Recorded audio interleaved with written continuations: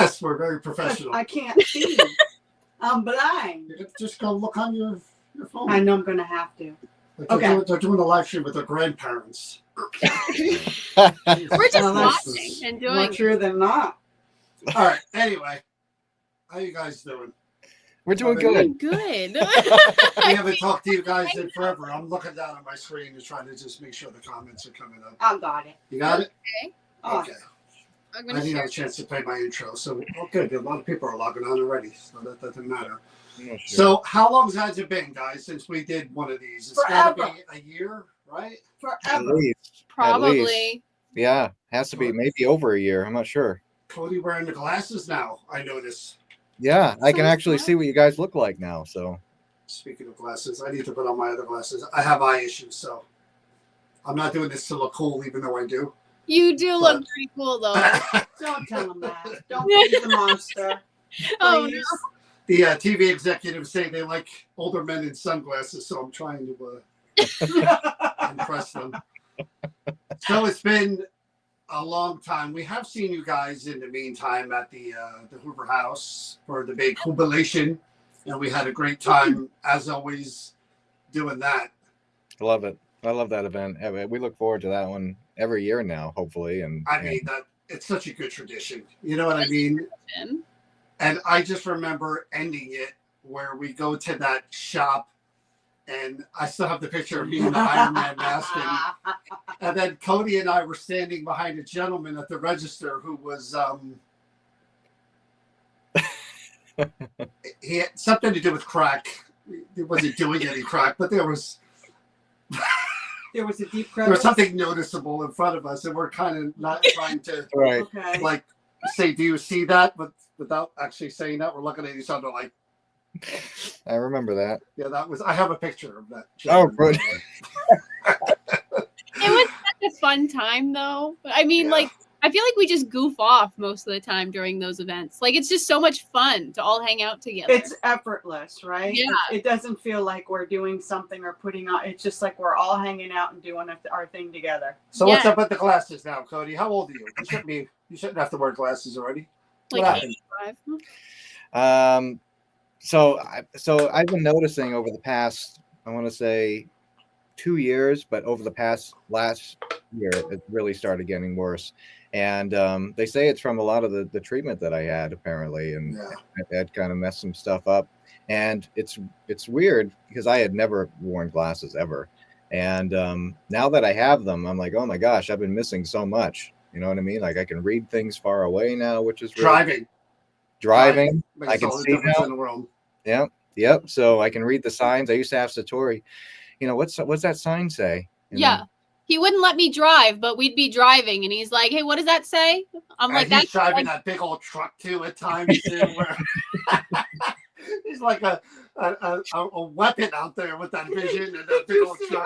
He's probably like, "Hey, pothole!" And meanwhile, there's a car on the side of the road he knocked off. Did you see her on the passenger side?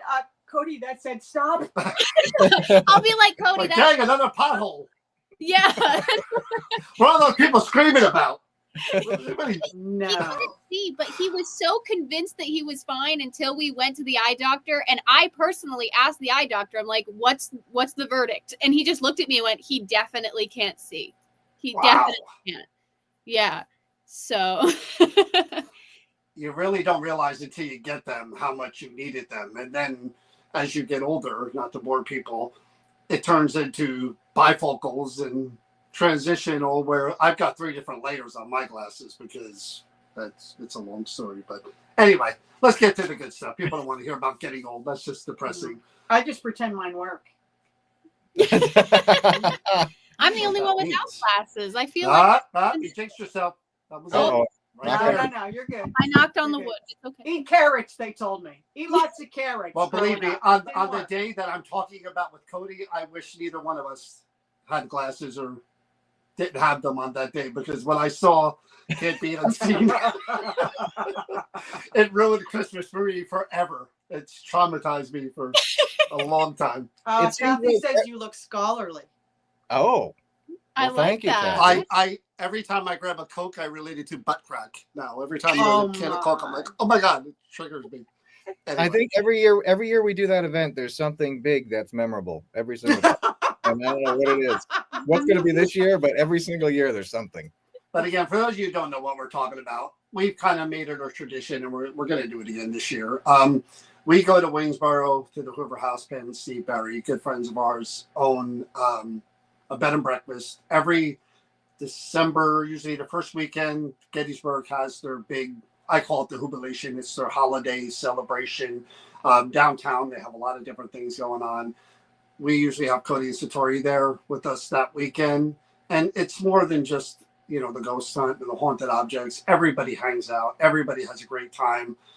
There's pizza. We laugh. We have pizza. We go downtown. It's just such a good weekend. I love that weekend. I do too. It's my favorite time. It's my favorite event of the year, to be honest with you. Yeah, we have a good time.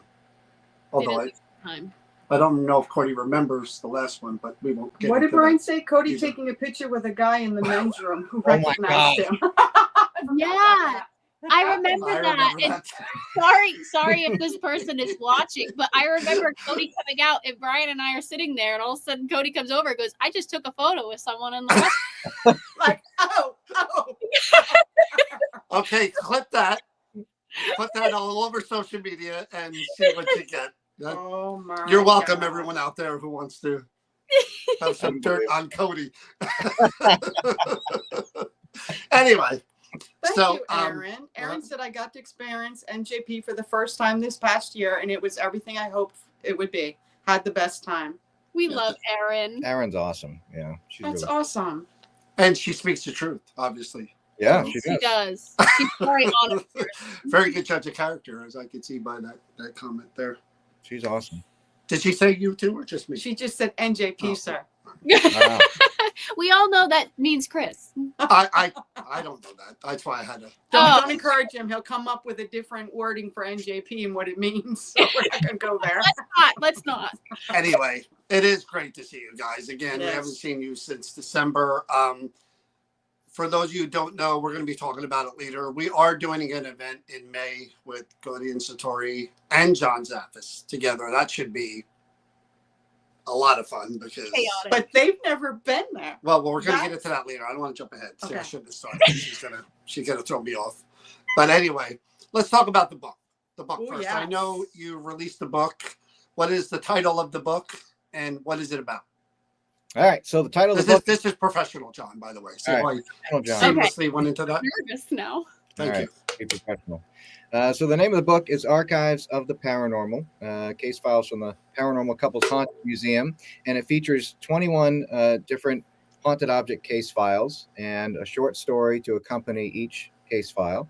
And it also throws in a bunch of information on what we tell the people that contact us on how to deal with haunted objects if they want to try keeping them or keeping them in their homes, because a lot of times these things mean a lot to these individuals. They're either passed down in families, sometimes they just get them at thrift stores and things like that. But we do occasionally run into situations where the object is sentimental to them and they don't want to get rid of it. So we put the tips that we give them into this book on how to coexist with your item, how to cleanse certain things and bind certain things with different religious backgrounds, how different religious backgrounds do that. So it's a whole mix of things kind of put into one book. We noticed a lot of people wanted to hear the stories of the items, and they wanted to see our case files, and we wanted to make it easier. So we literally we changed the names to save personal information, to keep personal information from being shared.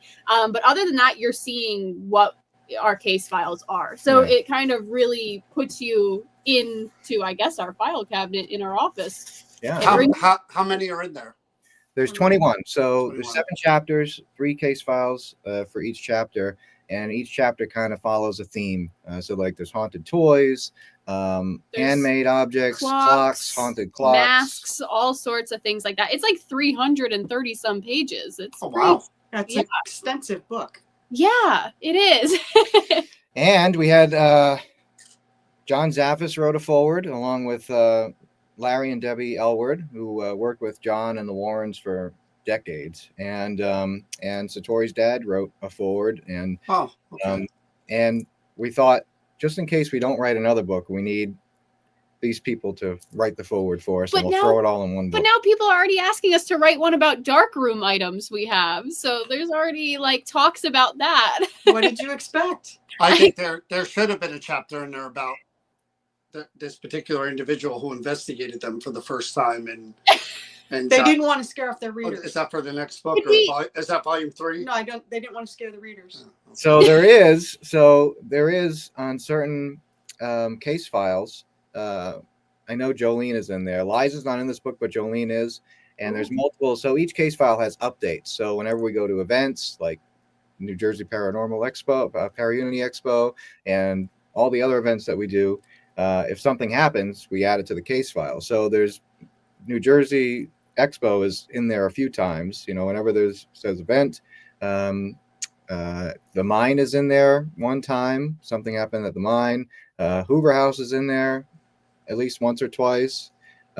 Just when something big happened, like when Jolene moved and yeah, I saw that for myself at least 2 times down in the basement of the Hoover, which was awesome, by the way. I was there for a lot of the awesome things because I tend to bring that out. Remember the Hoover? The last time we were at Hoover, Don't step on that line, Satori. I was Step all over it. Hey, with the necklace. The necklace and the EVPs we caught with the necklace we took Oh out. my God! Yeah. Like, hey, John. That was one they tricked me with. They tricked me with that one, and they tricked me with Dirty Johnny and the The one, twins. yeah. Not true. Dirty. Is that in the book? Because I should have proofed the book before. No. those two aren't in that book. Maybe that'll My probably vision was fine before Dirty Johnny and the twins, and then That's for the dark side of the paranormal. Yeah. That That's don't the get dark it. book. It's the dark Yeah. book. That's the So- dark. So So- real quick before you jump in Okay. anymore, people are asking, and they're asking now, where can they buy the book? Yeah. And will you have it at future events?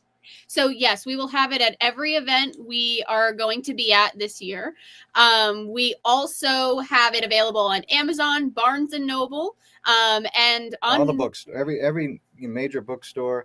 But if you want a signed copy and you're not coming to any of the events that we're going to be at, then if you go to Satori's jewelry website, handmadebyhawes.com, then there's a you can choose a signed book option, and then Nice. you can get it that way.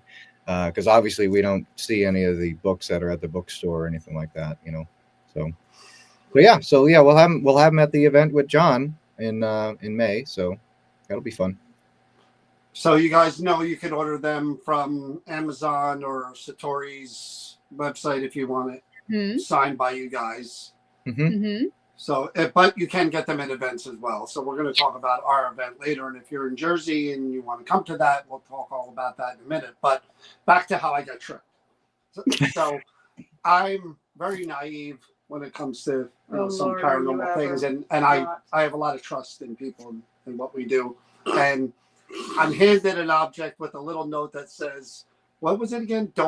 We didn't want this or something like that. Your problem now. Good luck. Your problem now. Say they even know. They knew about the note. before That's I the did. note I got with him.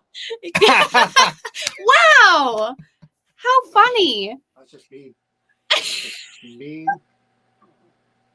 See, now everything I say from this point on is justified and warranted. Remember that. Remember that. So anyway, so there's this note, and they're like, we just got this doll and these 3 dolls, and they dropped off. And do you want to investigate them as part of our event? And I did, and they weren't that great. There was a bad feeling. Other people got a headache in the area, and You had to excuse yourself from the event. You got so bad. did I from that one? Yes, sir. Yeah, I remember Yes, sir. that.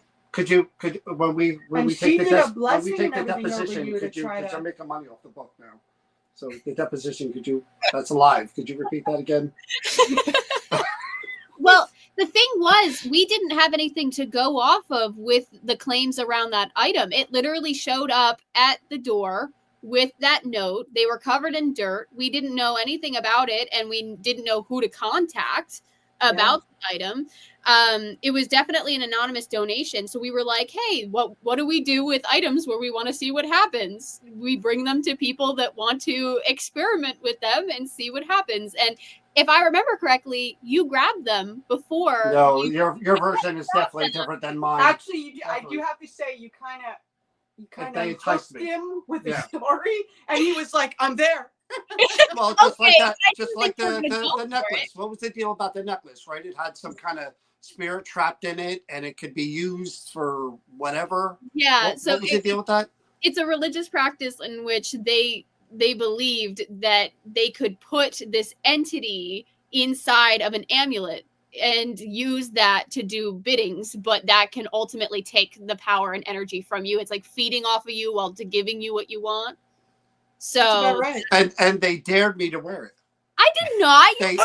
They double dog dared me to put if this I thing remember on. Correctly, I said I don't really know if you should do that, and you did. Did he? He did. I did. I said, John, I got good EVP too when I put it on. And you wonder why I question you a lot. Well, it's all in the name of science.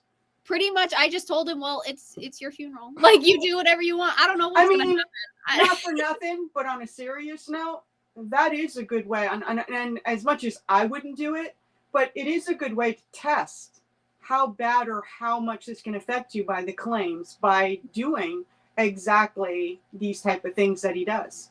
Yeah. And he's not afraid of it. I mean, I don't know why not, but he's not.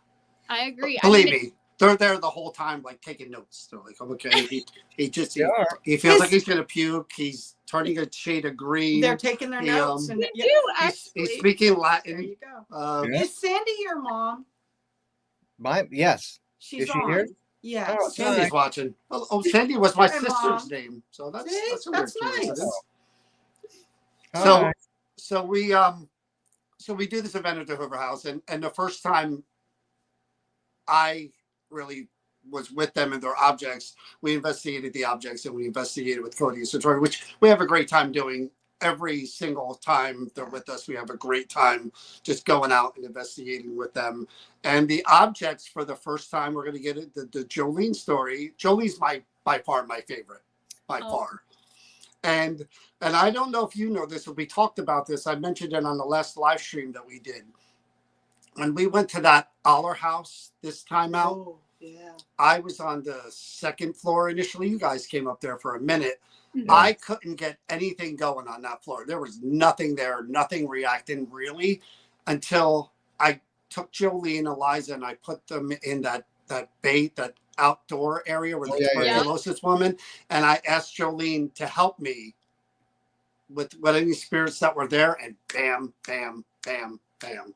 It was like she just somehow reached out, connected to who was ever there, and then I got reaction after reaction after reaction. Wow. Jolene is very picky about who she likes, and the activity shows with that. Sometimes activity's not good, sometimes there's nothing, and then sometimes it's rapid fire. And from what we found, it seems like Jolene is definitely warmed up to you, similar how she's Uncle John. Cody. So that effect, strangely enough. Yeah. I'm the weird Uncle John. And she weird Uncle John. Don't say that. In the basement of the Hoover House, I wouldn't have believed it unless There I were saw it people with who my saw own it. eyes. She had a dome in her lap and maybe cat balls or something in her lap too. And she was sitting in the chair, and her belly went up, and she lurched forward and out of the chair. People saw it wasn't a slide. No, it was she threw herself out of the chair. Twice. Yeah. And we were freaked out. She does that a lot. And that's not the only event. We did an event in Connecticut. And the weird thing about that event was we had just finished doing our little presentation. She was sitting on a metal folding chair, but the chair was on top of a table. You know what I mean? So she was raised off the ground. Nobody was near the table. Nobody's near the table. We just finished talking, and so we're going to take a little break before we started investigating. So we walk away from the table, and we're getting ready to walk out of this room, and then all of a sudden behind us we hear, at least 3 or 4 people go, and we're like, what? So we turn around, and Jolene is off the chair, but her arms had come around her, and it looked like she had grabbed the chair so she wouldn't hit the ground. So she stopped myself from sliding. And the people in the front row that gasped, they thought that we were playing some sort of trick. One that we person tied thought we did strings or- that ourselves, and we're turning around, looking around like, no, we wish we saw it. Like, and we had people come over and be around Jolene. We picked Jolene up to show that there was no strings or anything, because it's amazing how she Yeah. moves sometimes. Yeah. And the other story is Liza at the mine downstairs. I was with Cody and Satori, God. and I brought Liza with me. If you don't know the mine, we were in an office building in the basement. We were in one area across. They told me Liza's been known to move or whatever when she's on her own. So we put her on her own in another room. We were watching from the other end of the hallway, and we did a remote EVP. We put the recorder in the room with her, and we were asking questions at the other end of the hall. When we went back to retrieve the recorder, Liza was facing the window, which was straight across in front of her. But when we went in there, she had turned and was facing the wall, the shelf. Yeah. Nobody was in there. Nobody moved her. I Completely. remember we were all together, and when we walked to the room, we put our hands up. We're like, well, just so you guys Yeah. know, none of us are touching her. Nobody Like, touched her. And I was holding the SLS camera facing that way, and I remember we were seeing figures all around that doorway there too. So I don't know if that had anything to do with it, but she definitely moved. I mean, it was clear as day, and I think I have pictures of that somewhere. I think I took a picture of her before, and then we took pictures of her after. But it was noticeable with our eyes. I mean, she clearly had. Oh, it was really cool, and we did get an EVP. I don't remember what we got, but I don't either. you know, some people would say that I bring that out, that I have that the ability is here, and it just. But I mean, my new book will go into that a little further. John Who Haunts. But Yes. but yeah, really, I have a lot of fun, and I appreciate the fact that they trust me to do that, because even John Zaffis, for some reason, trusts me to do it with his objects as well. But, you know, we are respectful. We don't do anything to antagonize or to disrespect whoever may be attached to them or their memories. We are just talking to them as if they were people there in front of us, trying to relate to them and engage with them. And Jolene, I had that vibe with right away. And she really, I enjoy whenever we're together. What do? I take Jolene and away I go. Yeah, that's true. And she really did. She surprised the heck out of me at that Aller house, because I was doing shadow puppets, man. I had nothing going on. And I'm like, Jolene, what do you think? Little help here? Is there anybody here that you see that you could help me with? But boom, equipment, EVPs, and I'm like, oh, but stop how much for this doll? I'm going to buy this doll. But you say that so casually, but think about what you just did there. That he used the spirit from a haunted doll to be the pathway or the conduit for somebody who was there, who might not have wanted to communicate or was intimidated to, and she got it to respond. Well, Superman doesn't think about how he flies. He just flies. I mean, for me to really think about that. No, that's great. That's awesome. That's why we let you do it. I'm nothing if not humble.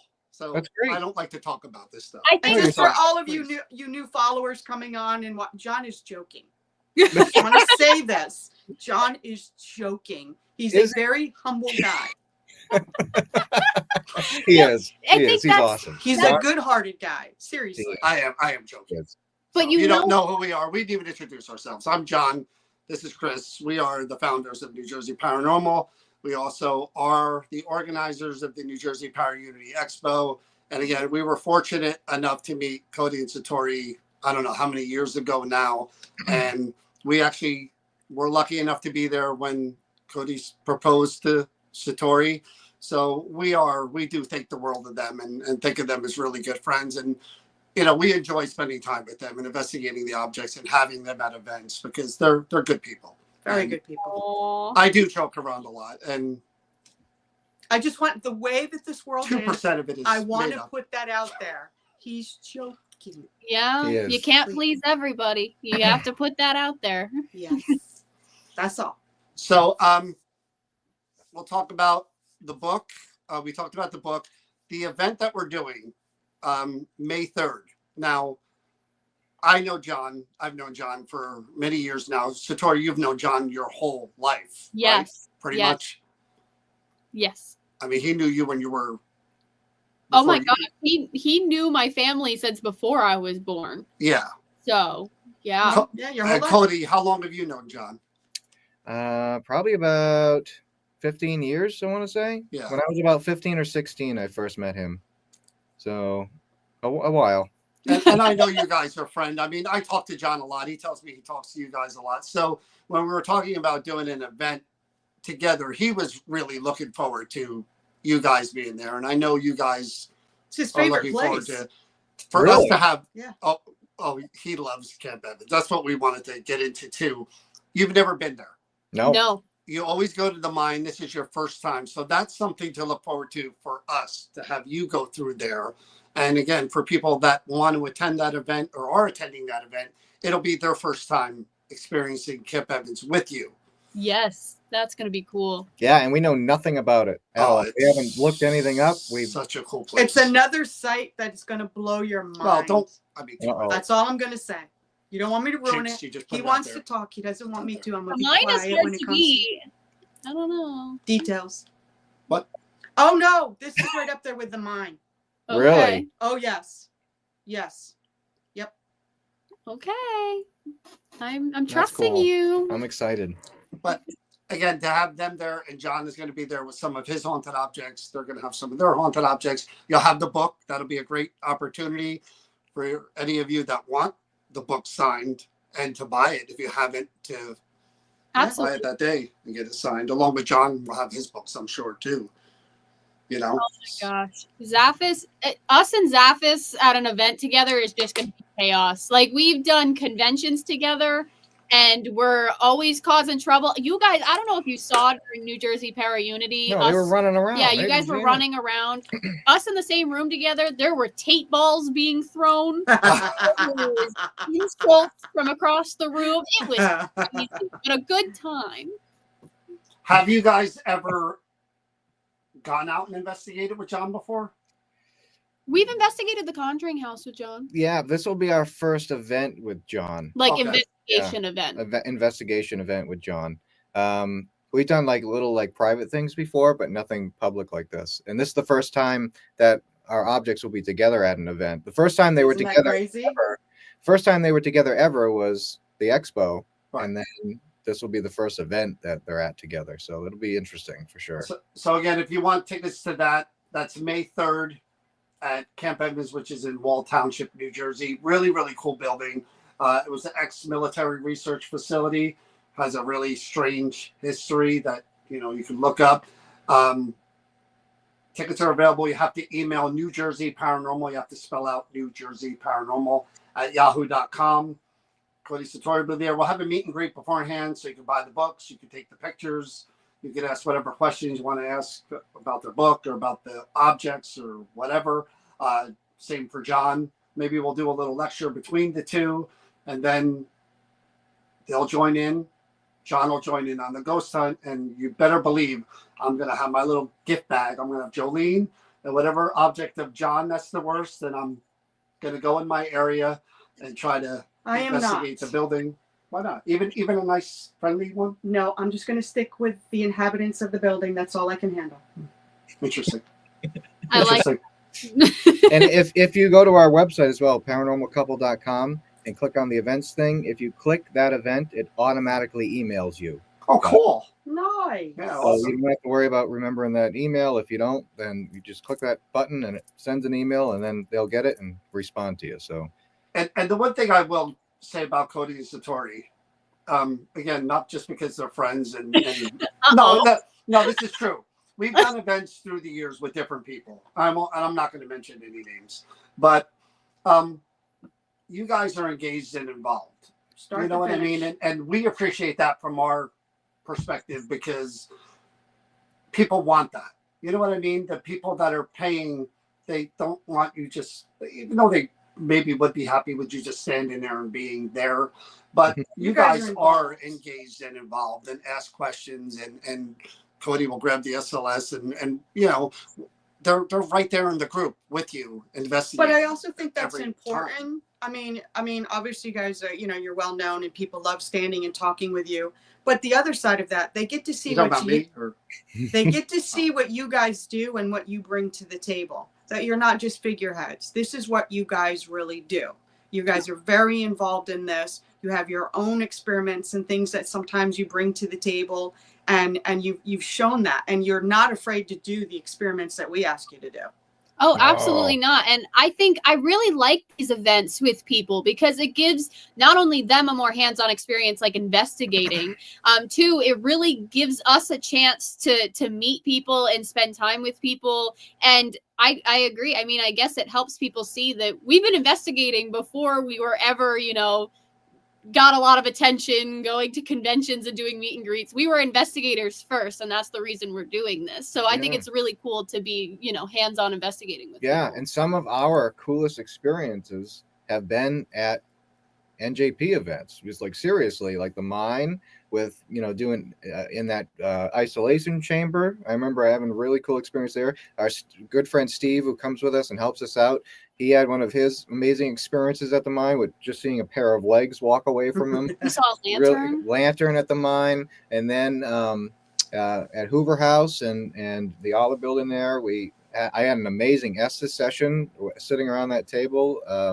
Voices, all sorts of things. All cool things that are very memorable have happened at the locations that you guys run. And it's incredible. And the way that a New Jersey paranormal event is run is seriously different than any other events that we do, because each station is something different. When you rotate, you're experiencing a different aspect of the paranormal. And I'm not just saying this to blow smoke up your back end, you know what I mean? but I truly mean it, that it's different than all the other events, because you're experiencing everything. If you've never done a pendulum before, some events you can try that. You know what I mean? If you've never done Estes, you can do that. If you've never held an don't forget about the goat's blood and the pentagram. That's later in the finale.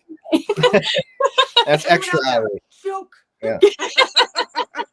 But it's cool because we get to experience the excitement of catching something with people. Like, that's just fun. Yeah, it's almost but like that's all part of it. Go ahead. But I always say to John, it's like you've gone to Walt Disney World a million times, but when you go with someone who's never been and you get to experience through their eyes the different things that they've never experienced, it brings back your passion and heightens what you're doing, I think, personally. Absolutely. For me. Absolutely. Yeah, big time. And for us, at least for me, I won't speak for Satori, but whenever something cool happens, it's like a rush that wants you. You want to keep going to find the next piece. You know what I mean? And well, there's a good question to ask the two of you. I know you do your own podcast and you do your back and forth, and when it comes to scary situations, something scary happens, like shadow figure. Something scary, an apparition, whatever, something like really like holy crap happens. Satori, are you staying? I know Cody probably would, because Cody and I kind of have that same, like you said, it's adrenaline. You're like, holy crap, what's going to happen next?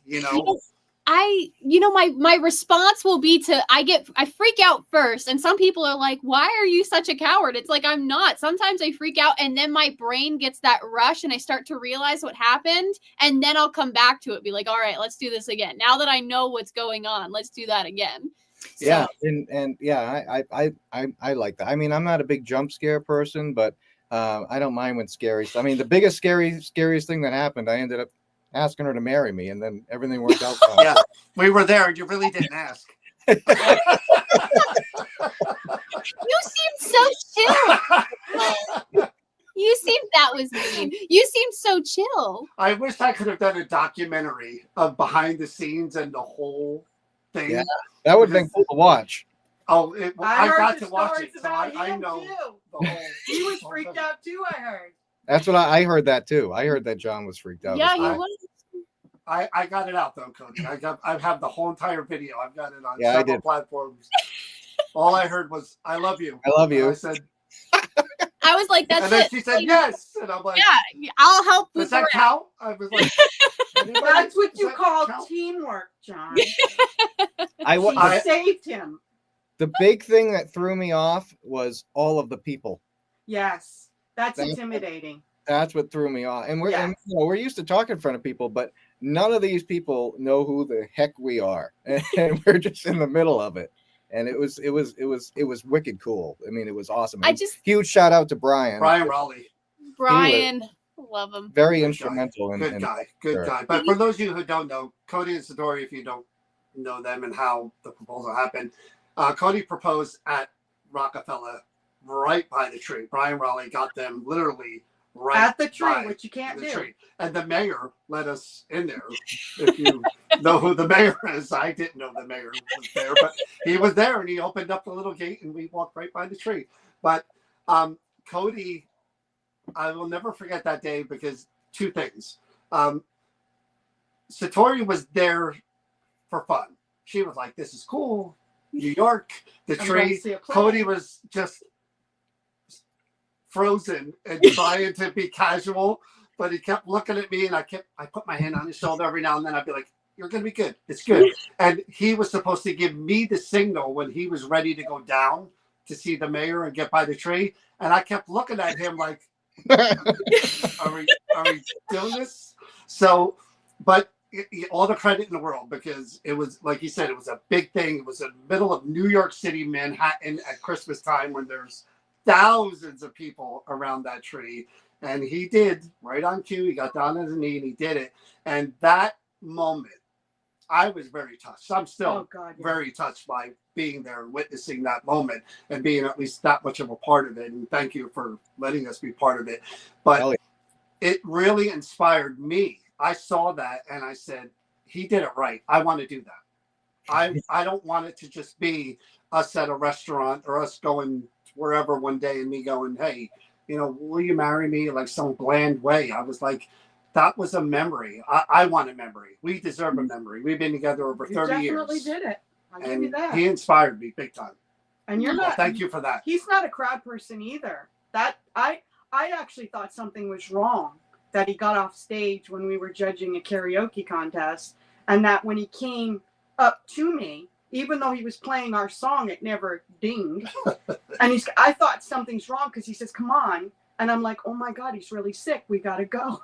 Mm-hmm. I had no clue, which is a sign of a good thing. You know what, John? You seemed so confident, even though I know you were so nervous. Oh my God. You looked so confident about it, though. Cody was just like, when we were standing there, I was enjoying the sunset, and I turn around, and Cody's like, "We need to go." Like, I'm like, "Is this a hostage?" Hey, look at that view. You can see the Empire State. We gotta go. He's looking at his phone. He's looking at his phone. We got VIP access. Brian got us front of the line, straight up to the top of the building on the thing. The only thing we didn't get to do was go on that beam. Oh, no. Cody was so scared he probably would have. But no, I felt like I was in witness protection and I was being moved around. Like, that's how choppy it was, but it was so smooth with, your help, obviously. But I watched it. We were on FaceTime watching it because we couldn't be there, but you just went for it and it was perfect and it was all worded well. Yeah. It was good. So Cody, what was going through your mind? Take us through it. We didn't get a chance to talk about this live. So we're up there. You know what's going to happen. Were you going through what you were going to say in your mind? Were you just... I knew. So... we didn't get to hear it. So what was going on up there? Up there, I don't remember much of being What was the actual speech? He doesn't remember. I don't remember when we were on top of that building, on top of 30 Rock. I don't remember much of anything. I remember hoping that everything was going to go right. Like just hoping that we were going to get to the tree okay. Because I remember Brian telling us, I forget if it was before or after, that they had to do like background checks on us to make sure that we weren't, bad people and all of us, just to get up, close to the tree. So I was just like, okay, is this going to happen? And then if it doesn't work out and we don't end up going to the tree and we're already at the bottom of the building, what am I going to do then? And then I remember looking at her, and something in my mind was telling me that she knew that something was going to happen. And I think she thought it was going to happen on top of the building because I kept seeing her standing in certain positions that was beautiful. What would be the best photo op? Right. Is that what you were thinking? I started thinking because you were so nervous up there. And then in the elevator on the way down, afterwards, I'm looking at Satori and she looks pissed. Like Yeah, she was upset that it didn't happen. And I was like, oh, I know. I was mad. I psyched myself out. Like, I thought it was going to happen at the last second. And then you're like, we got to go. And then my head's like, oh, I got Her myself. heart dropped. Oh man. See, I didn't even know that. We never really talked about Yeah, that was the only time I thought anything was weird because of the way you were acting on top of the building. Yeah. So I was like, okay. I was like, so she's really going to be surprised now. So once I had it all in my head, I was going to say a couple things. And then when we opened that door and walked out and all of those people were there, I was like, holy crap. I was like, dang. And I wasn't expecting to go that close to the tree either. Oh, he opened that gate and he literally let them. Nobody's allowed within the parameter of those wood. They stopped that after the attacks at 9/11. Yeah, there was because there's that main gate that all the people are behind. Right. And there's at least like 100 feet to the tree, and then there's another gate, and they opened up all the gates, and we just went in, and I was like, oh wow, this is really cool. I'm never going to be able to do this again. And then, shoot, I have to do something. So the cue for me is I was gonna act like I'm taking a selfie and I'm gonna go 1, 2, 3, and then do it again. And Cody was supposed to get down on his knee, and I'm like 1, 2, 3.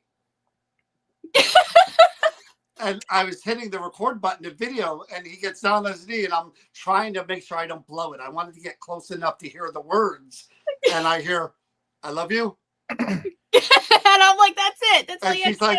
She saw the ring and she's like, yes. And I'm the loud voice she hears. Yeah, it's me. I tried to get photos from every angle I could to get you guys. But it was a beautiful moment. But again, it happened because of Brian. Yeah, that was everything that had to do with that from start to finish was Brian. Brian was Superman in that situation. And that's weird how that all happened at Hoover House. The Christmas event. The jubilation event. Remember, I go upstairs. This is so funny. You said something to me first. I go run. I go put a pin in it. Hold on to that. I go grab John and Brian, and I go in the basement, and they're going like, what? We can't just go in the basement. Yeah, and I shut the door on them. And I'm like, because they couldn't say anything. And one of the funniest thing that happens too, and I get too far down in the route, but Satori was so casual about us just showing up in front of 30 Rock. It was like, hey, like, what are you guys doing in New York City on a day that we happen to be here? Like, what a coincidence. You're not far. I didn't think too much of it. I mean, we're 45 minutes away by train, and that day in particular was she was so casual. She kept looking at us like, we had talked. All right, they're here, whatever. But we had talked that we go to New York every year for Christmas. Yeah, but come on. What are the odds? We were going. And the weird thing was, I didn't even, at Hoover House, I did not think anything of it. When Cody came upstairs and I said, hey, you okay? He went, yeah, the mannequin. And just kept going about his business. And apparently you guys were talking in the basement. But Cody just like threw out the first thing in his head to get me off his tracks. I'm like, what about the mannequin? Like, it was just so random. Yeah. I do have a picture of him threatening me with the mannequin leg that I've never shown publicly. But that was... events are next level. I have the picture of that mannequin leg. He actually threatened me. He came right up behind me like Jack Nicholson into Shining. He had it. There you go. It's a good horror movie. You did mention about your book being available on Satori's site, and we'd be very remiss not to bring this out. Let's talk about this. Is it even in the camera frame? Yeah, it is. Yeah. Oh, that was a nice one. It's the Spectralite. Spectralite? This was a gift to me from Satori and her mom. Satori, you want to tell everybody about this? Yes. So wait, let me show you my gift first. Hey. If you want one, I'll make one. You're not a... Well, I am telling right now that I am sending this book to John and Chris. Thank you, Cody. Is it gonna be signed? I actually yes. Cody. He at the Hoover House. I think it was this year. It was last year. You both signed a picture for me, and I made him sign it. My bestest friend ever. It's true. It's true. No, but so my mom and I started a small business. It was very small when it started. It's called Handmade by Hawes. We choose crystals, and my mom wire wraps necklaces. Each one's unique. I'm definitely the crystals and properties. We're actually wearing some that are currently up. Kind kind of person. So it started off small and then it just blew up. Everybody started, wanting to wear a piece of handmade jewelry. So it got bigger and bigger. And thankfully we have our own website, handmadebyhawes.com. But that necklace, I remember we were doing New Jersey Para Unity and I looked at my mom. I'm like, Mom, we need to get something for like the women involved in this convention. And so I chose all the stones for each individual person and she made a unique necklace out of each. It's absolutely stunning. I wear it and I don't even know if I can do it justice in the work. I mean, I've seen wired work, but this is just so stunning. Let alone that you went out of your way to pick the stone that you did in it. I see it. Yes. I'll show you mine. This is mine. It's a big protection stone, so I thought that would be perfect. But yeah, I don't know how she does it, and she doesn't give herself enough credit. She doesn't think that her work is as good as it is. She's crazy. It's amazing. She's like, I don't know if it's worth anything. I'm like, Mom, this work is unique. You need to be selling it more. I've tried to get her to come to conventions and talk to people about the necklaces, so hopefully we can do that sometime soon. But Yeah. She should. Yeah, Laura Carroll said, I bought a protection necklace from you and I love it. The oh, vial with the crystals in it. yep. Oh. So I also hand make protection bottles with herbs and stones, that because I got well known for wearing a protection bottle on investigation. So I was like, why not have everybody have the ability to have Well, one? you think they'd give me one of those before I got Angry Johnny and the twins, Dirty Johnny. Well, then it would be no fun. We wouldn't get the reactions we Yeah, I get. know, nothing would happen. We have I new know. items, so maybe I'll bring one next time. No, No, too late now. no. I've been tainted.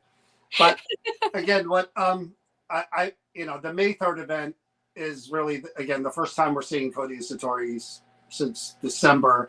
And the fact that John Zaffis, if you don't know who John Zaffis is, I don't know what to tell you. John is a legend in the field. He knows more about the paranormal than most people will ever learn.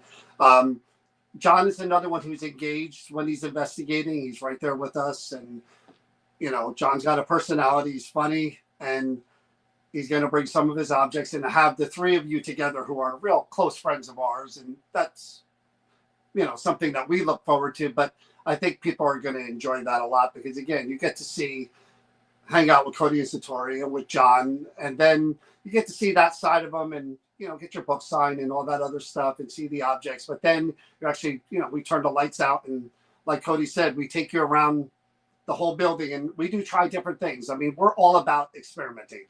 Well, there's Cody and I talked about this over the phone last week or whatever. I don't believe there's any right or wrong method. I believe in trying everything to see what at least helps you or benefits you. We're also And if it dealing doesn't, then you take it out, you throw it to the side. But if it does, you put it in your toolbox. And Well, if you're dealing try with to different build upon it. personalities and we all have different tastes and we all have different ways of communicating, why wouldn't it be the same on the other side? right. Absolutely. But they My joined theory. right in with all of that. And again, that's what from day one, the first event that we did with them, I was just like, Cody, like I said, was right in, especially in the mine. The mine is such a unique place because it's You actually rejuvenated us by your reaction and jumping in because like when you're doing stuff and you're doing what you're doing, it's kind of unique when you have someone come in with that kind of energy and they feel, it builds your excitement and your passion for what you're doing again. It did for me. I'm just speaking from my point of view. You're so sweet. That's kind. I'm just saying that, it's just like sometimes when you do something and you keep doing it, you sometimes get a little bit lost in what you're doing. And when someone else comes sounds in, like a therapy session. All of a I'm sudden. just saying, but when Are we talking someone about comes, investigating? Or we talking about are. relationship? And when someone comes into your group and you're doing something and you see their excitement for what you're doing, you're like, oh, okay. No, you're right. That's it. It does. It gets you excited and it gets you more involved, and then the energy heightens and it's a better session. Yeah. For me. I love investigating with you guys. I think these New Jersey paranormal events are some of my favorite to do. I love the structure of them. I love, honestly, spending time with you guys. I think that's some of the best part of it, just spending time Same and having there. laughs. And I think, honestly, I agree with it's kind of therapeutic to spend time with people that really hold the same paranormal, perspectives on things. and like I investigate said, together. every single time something strange happens. I remember that. Remember That's that. with him. Remember we went Are out. we talking about the mannequin? Remember Let's talk we about went out to eat after one of the Halloween things, and the whole diner was filled up with costumed college kids. Oh my! Satori was Lord, very yes. surprised that I time. was. It was crazy. And It some were missing costumes. They were all dressed It as was the like same barely thing. anything. What we can, Yeah, like all of a sudden we I were, think they all shopped at the same costume store, as far as I can Yeah. tell. what time Yeah. was it? Wasn't That it was like like 2 1 or 2 It a.m. a.m.? was 2:00 in the morning. And there was like people dressed as like Pikachu walking by, and we're like, Oh. what's going on? You missed the big Barbie one. I don't know if you guys Oh. were there for that one. They I don't think so. when Barbie came out in the theater, we had done Oh, an yeah. event at the Mine, and we went to that diner. It was literally a diner full of college kids, men, male and female, dressed as Barbie characters. wow. That's And cool. here we are, 50 whatever year old, and we're just trying to eat our eggs in peace, and we're like, The food what was is really going good. on here? Food was Yeah, good. it was. It's always fun with. Yeah, it's definitely always fun. But that's the thing too. Again, you bring up the paranormal stuff and the camaraderie.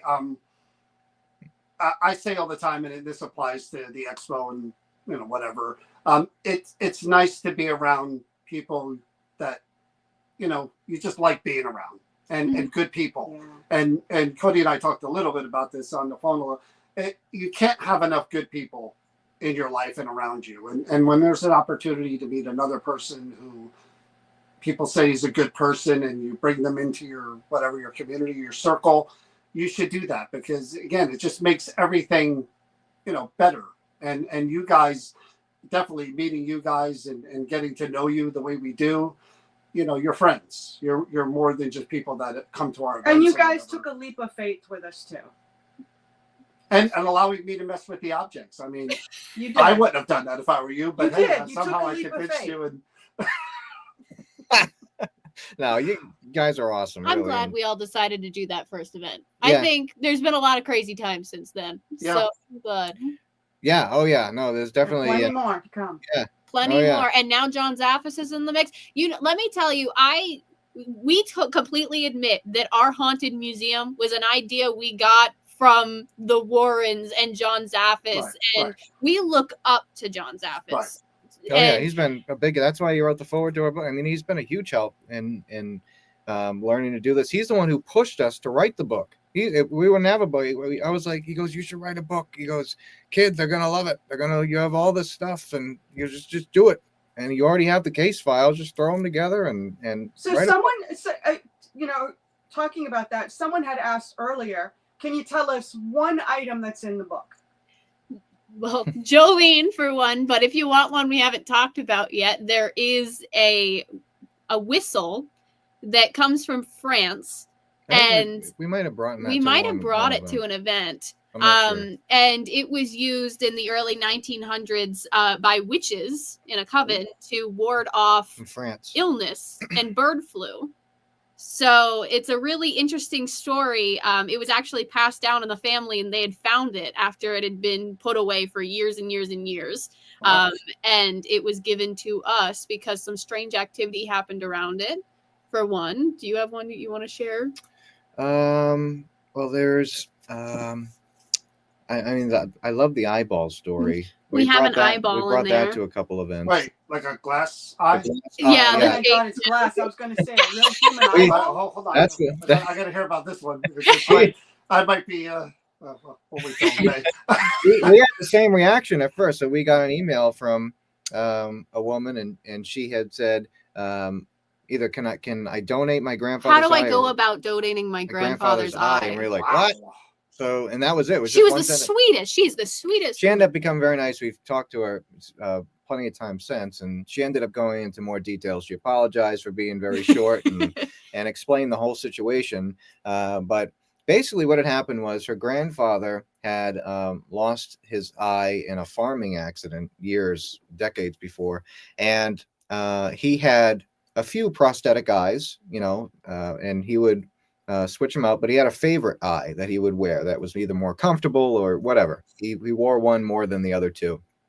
So when he was sick and getting ready to transition, he wasn't wearing his eye anymore. He was in the hospital or in hospice or something, and he ended up passing away. And the family wanted to bury him with his eye because it was a big part of him. He joked around with people with it. He would take it out in front of people, and he was just that type of person. So so they buried. So they buried him with one of the eyes. They didn't know which one was his favorite. They picked one and buried him. And then after he was buried, one of the eyes, there was two left, one of them started moving around. They would walk into where his bedroom was. He had him sitting on top of a dresser, and they the eye picked the wrong eyeball, and he's not happy. They picked the wrong eye. So the eye would be facing towards the doorway, looking at them when they walked in. The grandmother would start feeling cold chills, and they knew it was him. I mean, this is one of those situations where it's your family member, but it's still freaking you out because you're not into this stuff like we are. So they called us up, and they knew right away that is he upset with us, and is he upset that we picked the wrong eye, because that was their first thought right away. Wow.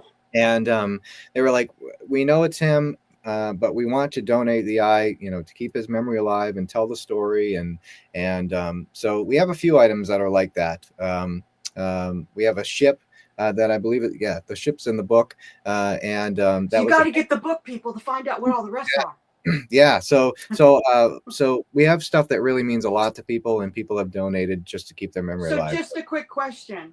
Yeah. This glass eyeball that was in somebody's head, is it in a jar, or do you actually touch it?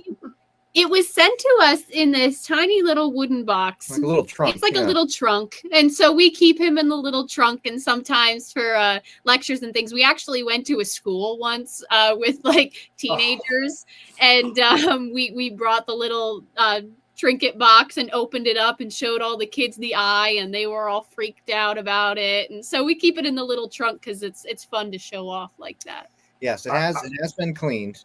It has been cleaned, and some individuals have held it if they've wanted to, and some people claim that they've felt some things off of it. I mean, everyone does things differently. Some museums think that you should wear gloves when you touch these things, which is okay. Which is perfectly fine. Everyone has their own beliefs. Satori and I, we come from the belief system that if you're scared of these things hurting you, then you probably shouldn't be involved in this type of thing. So we're not. It gives you power. It gives them power over you. Is really our perspective. I don't mess with the dark stuff. Amen to that. I do not mess with the dark stuff. So don't. I know my limits. Yeah, absolutely. Everyone should know their limits. We feel confident enough to hold our items by hand. Yeah. So. Yeah. I made a protection circle one time at an event, and when a big bang happened behind us, I forgot and I ran out. She didn't run in the circle. She ran away from everybody in the room. But what faith are you going to have in your lead investigator if they're running and you're It was going to go in that circle? It was like the wall behind us was coming down and nothing was there. And it's my brain just went empty, and all it said was survival, run. Fight or flight. Yeah. Exactly. And that is me. Yeah, I wouldn't judge that. Yeah. I've done it before. So May 3rd, you have that to look forward to. So, yeah. So I'm writing down my list here. Eyeball, Liza, Jolene. Okay. What else we got? Well, the necklace. The necklace. You can bring the necklace. Yeah. And I'm seriously sending you this book. I'm going to get your address when we get off the show. And then if you want something else, we'll bring something else. If it's it'll be like, I'll be going through and, me, I'll find the... you can just choose which ones you want us to bring. Yeah, we'll bring it. Mostly it's going to be the...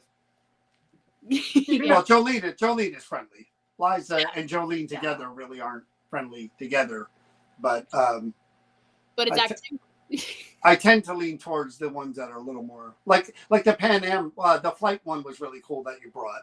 Oh, the Eastern Airlines stuff. Yeah, that was a really sad story. But again, interesting in that, I mean, it happened. Unfortunately, it happened and people lost their lives. But to see the actual piece of the plane there, I mean, that's a tough one. And again, you're not trying to exploit anything. You're not really trying to monetize it in any way when you're there and the objects are there. You're just trying to make a connection. I mean, really. And if the people that are connected to it in any way feel disrespected, hopefully they can let you know. And in our case, we've seen kind of examples of, hey, no, we don't want this. And at the Creeper Gallery, that's what we do. Oh yeah. We'll ask, and if we get a negative thing or we get a response telling us no, There's a then we're done. spirits will let us know if I don't want to talk to him, I want to talk to her, or vice versa. Absolutely. And that does happen. It does. It does. And we would listen right away. There are some items we don't take out of the museum just because we don't want it to come off like we're exploiting these items. The money that we're making bringing items to like events is really just to help take care of them, because you know, cases and lights, and sometimes these are really historic old items that need to be fixed up and repaired historically and things like that. So that's really what all like this restoring a painting, you have to get a professional to do it. It can't just See, be but I look at it, and all the years we've spent at the Creeper Gallery working with Donna, you know, I always look at it as there's a reason that these items have found, or John, or wherever they found. There's a, I don't believe it's fate. I don't really believe in it, but I do believe that there's a reason that that particular memory or that person was meant to, you know, live on after. So it wasn't an gone. accident. I think it's an extension. I think it is a sign of respect, to be honest with you. If I had something that belonged to me, and I'm really no one of great significance in the world, you know, I was never whatever, and all of a sudden there's this thing that belonged to me, and it's in your museum or featured anywhere, Creeper Gallery, and all of a sudden every day or in a book or whatever online, there's a story of my life being told as not just somebody, as somebody who lived a life and was a person and who had a family, and if it was tragedy, okay, but if it was just a regular life, it's still you're the caretaker now of that story and of that person and their belongings. Yeah, I you have know? a different. You're not hijacking them. You're just. But you say caretaker. you're someone who's not important or someone's not. I think everybody is. I know that we gear towards people who are known, like if an actress's photo or her perfume bottle shows up at and it's haunted. I get that. It just means that it's more well known in that story. But I think every individual, every person's life is significant, whatever their story is from start to finish.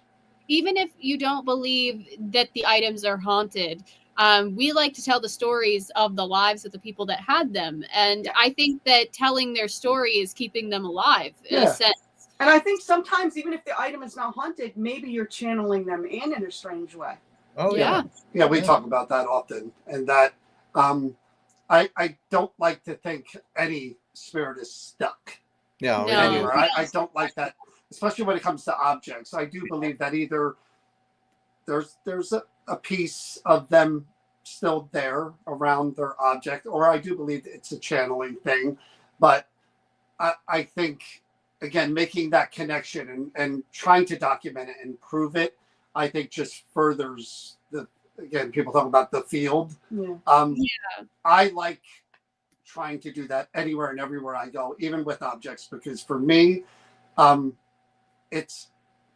not a medium, so I don't have the luxury of saying the little girl's in the corner wearing a yellow dress and she's wearing that outfit and her name is Sally. I don't have that ability. I've got to try to somehow make that connection and document it and kind of prove it to people. And I like doing that again and again and again and again and again, because it helps me. We don't believe, we try to educate people with our belief that we don't think our items have spirits stuck within them and they can't escape. We think there's free will, like there is here, over there, maybe even more. I will say that we do think there are some items that spirits have attached themselves to, in a sense of like they left a piece of themselves with it, like a little pin. They put a pin there and said, "I'm going to check in on this." Right, exactly. Like a little beacon. Yeah, the closest thing I can think of like energy being like stuck with an item is like some of the ritualistic stuff that we have, that the energy's been poured into it. Oh, I've been there. I've been there. So I think some of that stuff, but that's a totally different category. It's like energy, like voodoo dolls. Yeah. No, he brings up a good point, because Donna has this one ritual item that was designed to kind of rid the space of other spirits. It was the sole purpose that this thing was made. And I was investigating that at the Creeper Gallery, and I pissed off one of the other spirits who thought that I was trying to use that in that way. And boy, did I get a reaction that I was not expecting. Like, you're not repelling me. It was bad. It was bad. So I do believe you're right when it comes to, there's a different intent there when it comes to a ritualistic item. They're kind of imprinted with the energy, and it's attached and embedded, I think. Well, think about us when we're either exuberantly and really happy and we want to share that happiness out all over everywhere, and think about someone who's embittered and angry and how it affects everything around them. Big time. Yeah, big time. It's the same So thing. You got to have the two opposites, right? Yeah. Oh, for sure. And I think it goes the same way with while we're investigating. I mean, depending on, which is good that, there's different, at these events, there's different groups of people. Yeah. You can notice one group comes in and you get a lot of stuff. The next group comes in, and it's nothing against the people. No, it's the energy. The energy is just, not as, fitting correctly with the environment that you're in with that particular group. So we find that for some reason, Jolene and Liza, they act up more when we bring them around you guys, because you guys. Not you guys. This guy. You can give it to him. We know it's him. I'm good with that. Are there any objects in the museum? I'll use the word afraid for lack of a better word. Are there any objects that not to mess with, to antagonize or to approach or try to communicate with? There's nothing that has made us too uncomfortable to try to communicate with.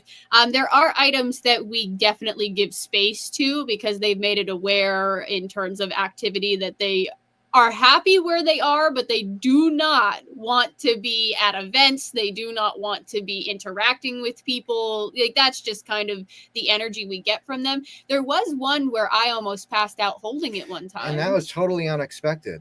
Because it was a last rites box. It was a last rites kit. Nothing that seemed like there was no story to like this really negative entity or anything with it or anything like that. I just picked it up, and all of a sudden my eyes, it was like everything went black, but I knew I was still standing and I was going to hit the floor. Thankfully Cody was there, and he was like, "You just went pale and stared off." I was like, you do know that his blood pressure is picking up, and he's going like, "When can I touch it?" All right, break that one too. And, it was the only time I've ever been affected by. Hold on, I'm writing. Hold on, I'm writing that one down too. Make a list. I would bring it as long as you say publicly that you acknowledge that something could happen, and you're okay with that. Trust did that with the necklace. Okay.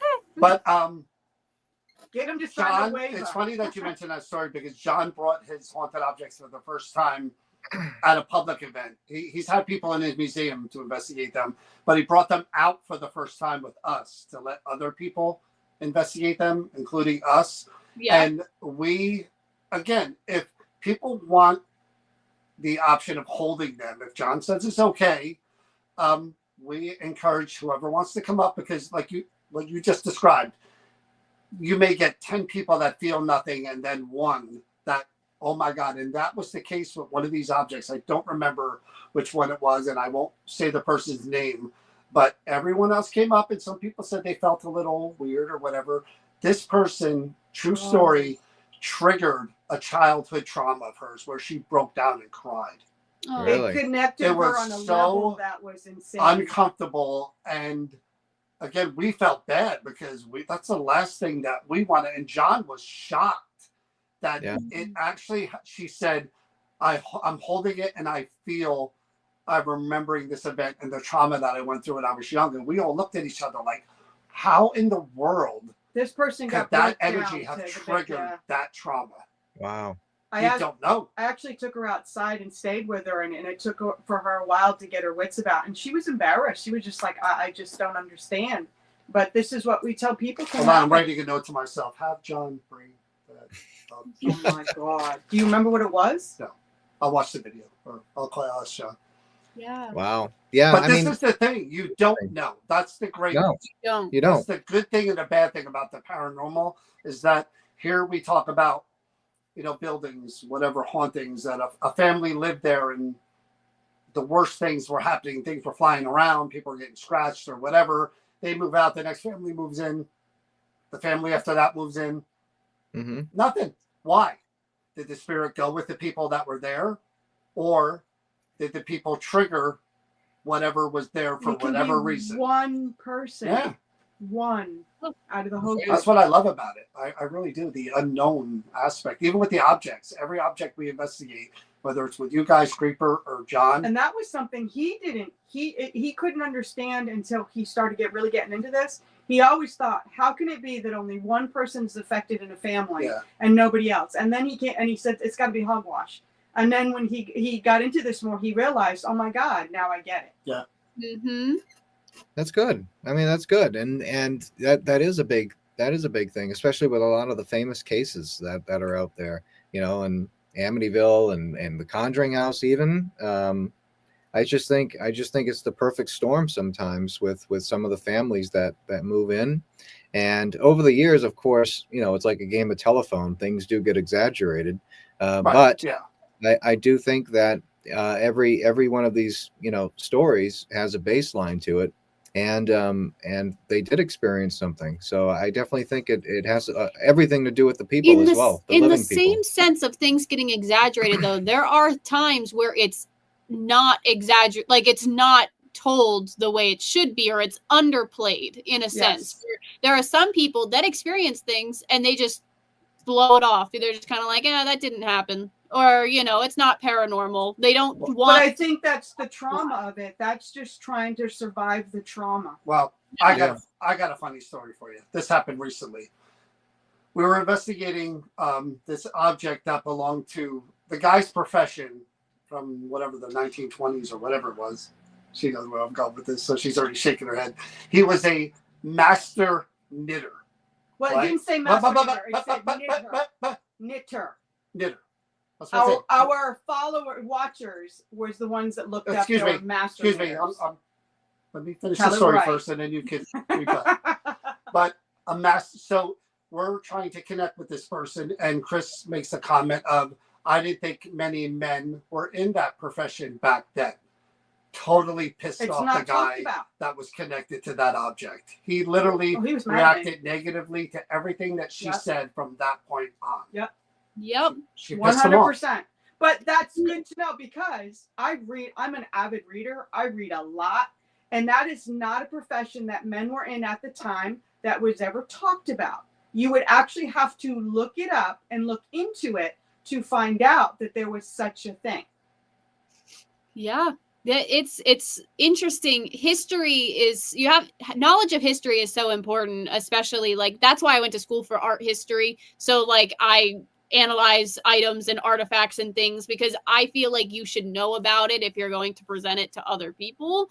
I think that there's so much that people do not even realize. History, things have changed. If you go back far enough, certain things that are not seen as acceptable today were completely acceptable back then. And then you have to also take into account different cultures. Right. They do things very differently in other cultures than our culture does. So it's one of those things where sometimes you may think that it's silly and that could really upset the spirit that's there because it's not to them. This is another, and again, to me, that's another communication thing. People will be sitting down having a conversation with someone, will say something innocent that will offend the other person, and you don't even understand why you offended that person. And this is the perfect opportunity of teaching and getting people to understand this is what happens when you sit down and you're having a conversation with someone you can't see or hear and talk to in a normal way, that you can actually upset them without realizing it with just common conversation. And the point is they're people. I think people tend to miss the point of that when we talk about spirits. It's like we're talking about mysticals. No, Yep. these are people that were here before us. They lived And that's lives. how we find They out their weren't- They personalities. were regular people. Yeah. Yeah, there's mean people, there's nice people, Yeah. and you have to think the same thing for spirits. It's not everything's evil. Sometimes there's just a really bad attitude with someone. So, absolutely. 100%. So again, May 3rd, Cody and Satori will be at Camp Evans in Wall Township with John Zaffis. With their haunted items. The right? haunted items, some of their haunted items. I'm going to send him a list when I get the book. John Zaffis will bring some of his as well. And again, what I like to do is I go into an area that is active alone, true, but I like to bring the objects in as well because I like the option of seeing what the object, if the object's going to react to me, or if it can enhance the activity Like in what the happened area. with the TV room. Yeah, or proving in the case of Jolene that she can jump out of that chair. I had to see that for myself. I never ever would have believed that otherwise. I never would have believed, except for what happened with you at the Alla House with her, is that an item that has something attached to it can actually be a conduit to have communication with someone else. Mm-hmm. Yeah, So that's That going was to be unique. on travel this fall. John and Jolene, the new show. So did I spoil that? I think I love leaked it. that. Damn it! I Oh, yeah. leaked it. It's gonna happen. Imagine that. I can see the pictures now with the two of us with my arm around Jolene and Aww. us pull. She's in the passenger seat. We're driving to locations, and I'm like, "You ready I for this one, love Jolene?" That is so I cool. love that idea. You should. Hey, someone's Right? gonna steal that. See, I should have never mentioned. They it. can't. Damn it. They're the only ones that have Jolene. She's one Yeah. of the True. Oh yeah, you need Jolene. There'll be an imitation Jolene out there. No, there's no imitation. Anyway, of Jolene. thank you guys so much. It was great seeing you guys again, as always. We love If you want guys. tickets to the event, New Jersey Paranormal, you have to spell out New Jersey Paranormal at yahoo.com. If you want to follow Cody and Satori on YouTube, what's your YouTube channel again? Cody and Satori, the paranormal couple. If you want the book, it's available Amazon, everywhere you buy books. Yep. Barnes and Noble, handmadebyhaws.com. Yep. The title of the book again is, Archives of the Paranormal. There it and is. the jewelry is available where? She just On said, handmadebyhaws.com. And that's everything. And Book too, yeah. I may have the picture of what Cody and I saw at the event. So if you're interested in, if that doesn't get you scared, I don't know what.